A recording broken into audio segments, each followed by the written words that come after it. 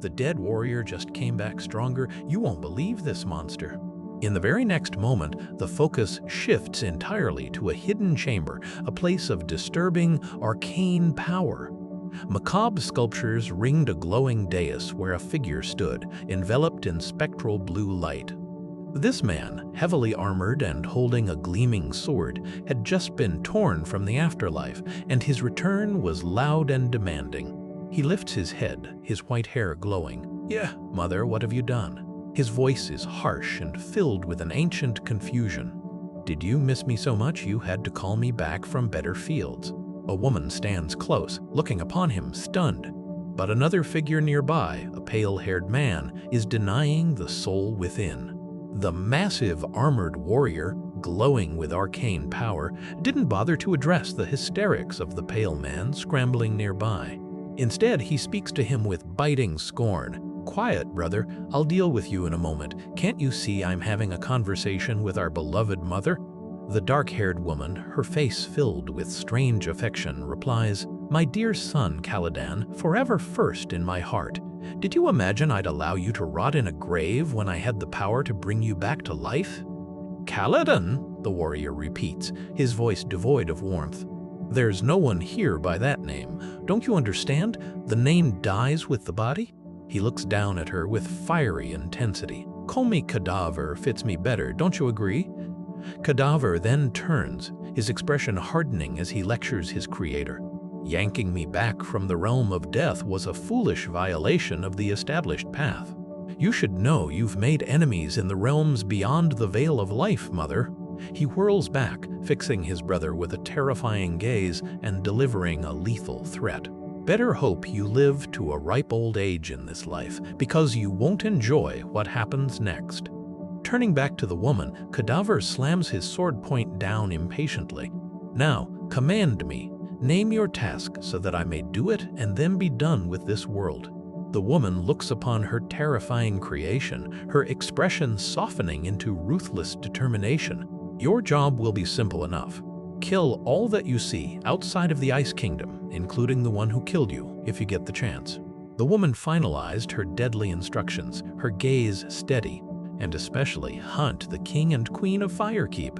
Harm no one here."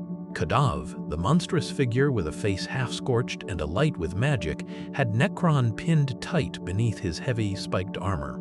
The command, "Harm no one here," was immediately challenged. Cadaver stares down at his struggling brother, his voice a gravelly boom of accusation. "Your commands contradict, mother. Shall I kill Necron for killing me, or leave him unharmed? Choose." Necron, trapped and hysterical, instantly betraying his guilt through sheer panic, yelled up at the risen corpse. "What in all the countless hells are you talking about?" Time had blurred in the humid jungle. The next day, or perhaps the day after, Larn and Tigra hid high among the thick, tangled branches of the massive trees, observing the unnatural landscape below. Larn grimaced, looking at the immense, razor-sharp spires of the growing ice keep. "I swear it's moved again since yesterday," he muttered, his voice heavy with doubt. "How can we hope to fight such power?" Tigra, standing above him with her fierce, focused gaze, offered a cold, practical assessment. "You can't fight a wall of ice with swords and spears." Larn looked up, a fierce, strategic determination settling in his face. "I suspect the only way to win this war is to kill the sorcerers causing it." Larn and the powerful blonde warrior descended to the jungle floor. Larn looked around, stunned by the sheer depth of the plant life. Back to ground and to Forest Ghost. "I can't believe I've never heard of this healing flower before. But my people are more versed in what the deep jungle has to offer," she replied, her voice soft but filled with ancient knowledge. "Death and life from the same tree, and now my people will know it too. It's because it only grows in the highest parts of the Danasunda tree, which you avoid, because you learned long ago its low-hanging fruits are deadly poison. Probably never occurred to your people to search higher in a bad tree for some good thing." She smiled, urging him forward. "Come on, brave young Larn, mighty warrior. We've gathered enough of the Poda flowers to heal 100 wounds." Larn looked momentarily flustered, realizing the implication of her words. So there, you've given away a sacred tribal secret. Oops, what was I thinking? The blonde warrior ignored him, turning to the massive white tiger lying placidly nearby. She crouched down, speaking with affectionate sarcasm. Lazy Forest Ghost, Emperor of Naps. Still pretending you were wounded so much worse than we were, so you can lie around like a swamp slug? Larn approached the blonde warrior, who was crouched beside the massive white cat, administering the healing flowers. "Hey," she greeted him, "I'm back with the remedy to take all of your excuses away. What if we start with your front end and move our way back, Larn stood watching her, an idea clearly forming. "Remind me to introduce you to my daughter when we get back to Firekeep," he suggested. "You're about the same age. Maybe you'll like each other." The warrior accepted this proposition instantly, but with a strategic twist. "We'll have to claim you're a prince of your people, so my husband will think it a politically advantageous match." Larn looked momentarily stunned, muttering to himself, "Did you hear that?" The warrior refocused, concentrating on the preparation. "In the meantime, give me a hand here and learn how to do this. We'll need to make a paste of the petals, but not the pistils." Larn nodded, absorbing the crucial instruction. That's vital to remember. He leaned closer to examine the ingredients, but suddenly his head snapped up. He stared into the dense jungle shadows, his body going rigid. "Shush, I heard something." The quiet of the jungle exploded in a cacophony of snarls and barbaric war cries. A sudden ambush erupted from the surrounding trees as several wild axe-wielding warriors, crude, savage men, leapt down, eager for battle. At the center of the attack was an enormous, hideous beast, a monstrous, tusked creature with massive horns and a roaring maw of teeth. It lunged forward, overwhelming the area. The white tiger forest ghost instantly rose up, snarling and clawing desperately at the face of the gigantic predator to protect the group. Larn drew his weapon, his expression fierce, ready to join the fray, while the blonde warrior planted her spear, bracing for the inevitable, brutal contact. The air filled with guttural, unintelligible battle shouts as the savage hunters swarmed them from above, transforming the tranquil clearing into a furious, bloody battleground. Larn plunged into the mass of attackers, his sword flashing red, instantly cutting down the first savage who dared to approach. The jungle clearing dissolved into a brutal, desperate melee. Larn was a whirlwind of skill, outnumbered but furious, parrying crude axes and dodging spiked clubs as he desperately tried to carve a safe space through the primitive horde. He drove his main blade deep, pulling it free only to instantly plunge his small dagger into the side of a grotesque attacker who gasped and staggered backward. But sheer numbers and frenzied aggression proved overwhelming. A powerful blow landed hard, sending Larn sprawling backward onto the damp ground. His dagger spun away, lost in the undergrowth, leaving him momentarily dazed and completely vulnerable as a fierce warrior loomed over him. The massive ice keep towered against a dreary sky, its icy peaks guarded by crude, savage warriors. An unseen, harsh voice rang out across the frozen wastes, seemingly speaking directly to the keep. "Wake up, you foolish boy. Wake up and face the consequences of what you did." Inside the ice keep, Necron lay weak in a lush, curtained bed. He looked up at his mother, the dark sorceress. "Mother? I thought I was dead for certain. What happened?" Juliana looked down at him, her expression cold and severe. "Your brother almost killed you, and I almost let him. Lucky for you, he isn't fully alive anymore and will be dead and rotting again once my spell peters out." Necron sat up, visibly agitated. "Where is he now?" Juliana managed a small, grim smile, a touch of satisfaction in her tone. "Out killing." She looked at him with calculating eyes. "You're the only son I have left. Seems we're stuck with each other." The cadaver burst onto the battlefield, an engine of unholy slaughter, his massive axe cleaving through the armored ranks of Firekeep's forces. Ethereal blue light, the remnants of Juliana's dark magic, wreathed his monstrous, pale face as he decimated all in his path. Soldiers screamed as their shields shattered and their bodies were thrown aside like dolls. Juliana's inner voice echoed the destruction. "Go out among our enemies, and kill all that you see in their thousands and their tens of thousands. With every gruesome swing, Cadaver confirmed the magnitude of her power and the terror of his return. "Just as I commanded," she affirms, watching her monstrous son wage his terrible war. Cadaver roared, his voice amplified by dark magic as he endured a hail of arrows that bounced harmlessly off his enchanted armor. He drove his immense, spiked sword forward, issuing his declaration of intent: "Kill warriors and kings, and the innocent as well. Spare no one, man, woman, or child, until their will to defy me has perished. Until their kings and chieftains and satraps and tribal leaders all present themselves before me on bended knee, begging for mercy." One desperate warrior, battered and bleeding, yelled, trying to rally his men. "Hold on, hold fast, damn you." But Cadaver merely laughed, swinging his monstrous, spiked fist in a wide arc, the magical energy surrounding him billowing out as he sealed his promise.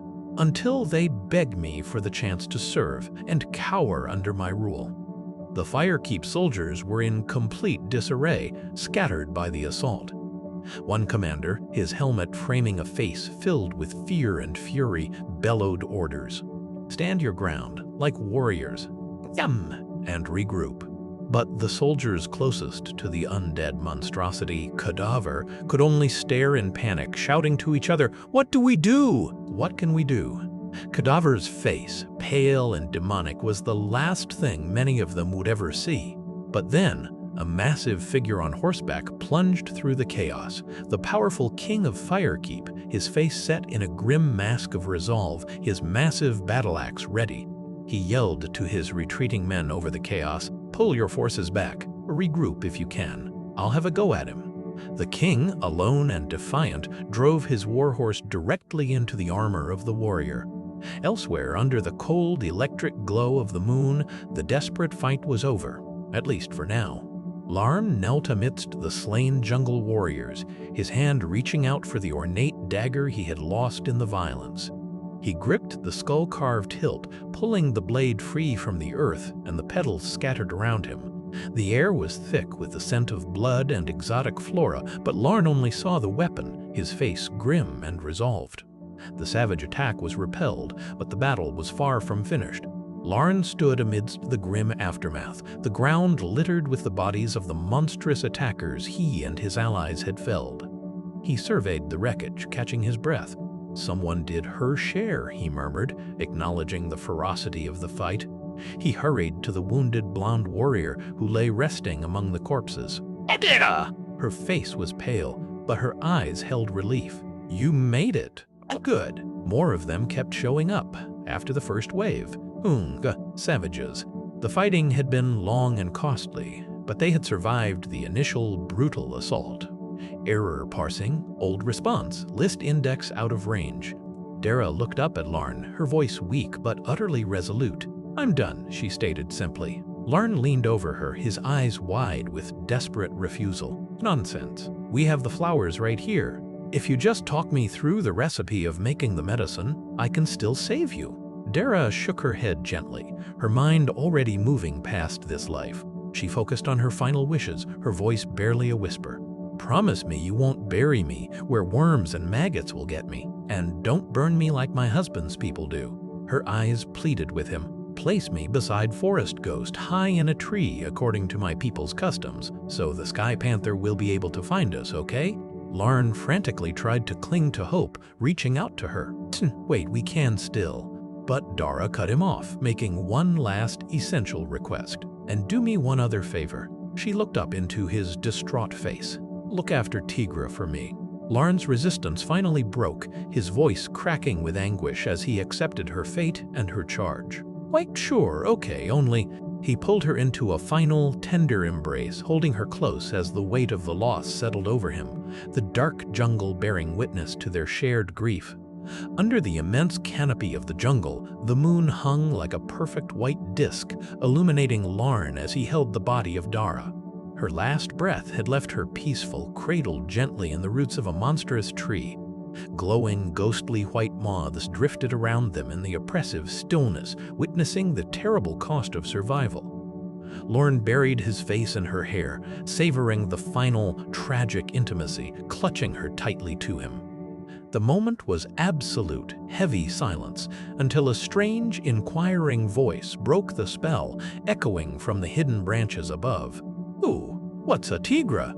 Leagues distant, the furious battle raged on. The undead warrior, Cadaver, encased in his spiked, magic-wreathed armor, looked down upon the massive, axe-wielding king of Firekeep. "If you've last words, stranger, best speak them now," Cadaver commanded, his voice echoing with menace. The king stared back, utterly defiant, raising his enormous battle axe high above his head. "Last words are for the dead and dying." Cadaver scoffed at the king's bravery. "So you speak them." But Cadaver underestimated the force he faced. With a guttural roar, the king brought his massive axe down in a devastating arc. It crashed through Cadaver's armor, severing his head instantly. The enchanted helmet and the undead head, wreathed in crackling blue energy, flew into the air, separating from the body. Cadaver's severed head blinked in momentary surprise, letting out a stunned, childlike cry. "Ow!" Cadaver's severed head tumbled, dripping gore, yet still speaking, voicing confusion. "Curious. A moment ago I would have sworn there was no blade on this world that could have done this to me." The huge, headless armored body stood wreathed in crackling blue energy, its voice booming out in a mocking challenge toward the king. "Think you've won? You haven't." The detached head landed again, letting out a small, stunned cry. It bounced, then stared up at the king, venom gathering in its voice. "That was undignified, stranger. I curse you with 3 infernal curses." As the head spoke, the malevolent power animating Cadaver surged, reforming his skull into a monstrous crown of pale ice and bone. He was no longer merely a resurrected warrior, but a creature of pure elemental magic. "The malevolent powers that drive my bones and sinews decree. No one gets to prevail against me," Cadaver roared, seizing the moment to strike with terrible supernatural force. He plunged his massive, jagged sword into the king's chest. The king slumped, his defeat sealed.